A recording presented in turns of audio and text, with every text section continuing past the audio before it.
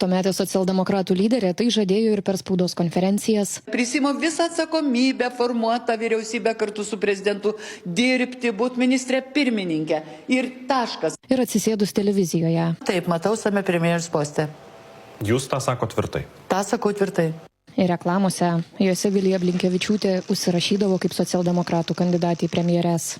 Atėjo metas keisti neveiklę konservatorių vyriausybę ir kurti valstybę, kuri iš tiesų veikia. Po rinkimų socialdemokratų prezidiumas rinkosi į posėdį ir jau visi žinojo, kad tai buvo melas. Pone Vilija, kokį pretekstą pateiksite? Viskas po prezidiumo. Buvo žinoma ir kas tikrasis variantas į premjerus. Aš ne variantas, aš Gintautas Paluckas. Ar rinkėjai atleis, jeigu Vilija Blinkevičiūtė apgaus? Rinkėjai mums viską atleis ir bus viskas gerai. Prašom nepergyventi. Ir finalas. Blinkevičiūtė grįžta į Briuselį.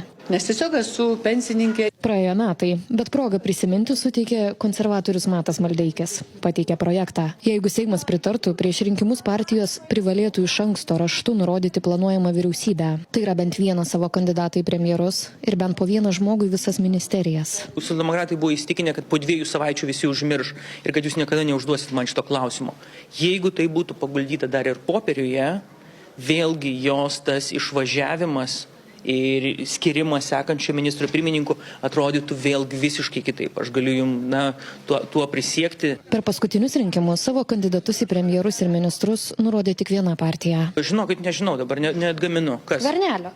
Ai, Skvernelio. Nu va, šaunuoliai ir puikiai. Maldeikis sako, jį įkvėpė Britų politinė tradicija. Tiesa, ten dvipartinė sistema, o Lietuvoje proporcinė. Čia koalicijai paprastai prireikia 3 partijų, kurios ministerijas tarpusavyje dalinasi. Nežinau, ar kopijuoja, tiesiog gal bando pasinaudoti gerąją praktiką, taip kaip darėme mes savanoriškai, tą įpareigoti padaryti įstatymą. Socialdemokratai nepritarė. Sako, jog visko gyvenime atsitinka.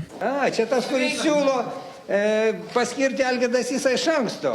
O po to atsiras pažyma ant Mato Maldeikio. Jis premjeriu negalės būti. Primena, kad savo vyriausybės sąrašo nenurodydavo ir konservatoriai. Tegul konservatoriai pabando šitaip. Nežinau, kaip pas jos gausis. Tai čia.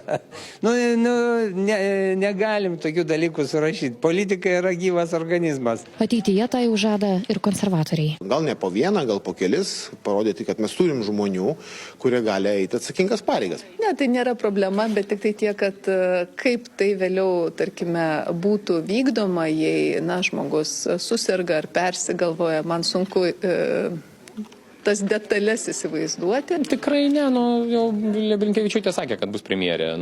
Nebuvo ta premjerė, tai va, tik iki pat dabar tą nelaimę mes čia turim spręsti. Tai manau, kad čia, kaip sakau, daugiau viešieji ryšiai negu kad naudingas pasiūlymas. Be to reikėtų keisti rinkimų kodeksą, o tam paprastos salės daugumos neužtenka. Reikia konstitucinės daugumos 85 balsų. Tikinčių, kad Seimas taip ir nubalsuotų, nerandame. Tad rinkėjų neapgaudinėti greičiausiai ir liks politinės kultūros klausimų. Matas, žinant, kaip jisai sugeba trolinti Viliją Blinkevičiūtę, tai yra daugiau į socialdemokratus nukreiptas dalykas. Tai suprantama, kad yra tam tikras trolinimas turbūt. Ir bandymas priminti oponentų sulaužytus pažadus. Ir taškas. Eglė Račkauskaitė, Vilnius.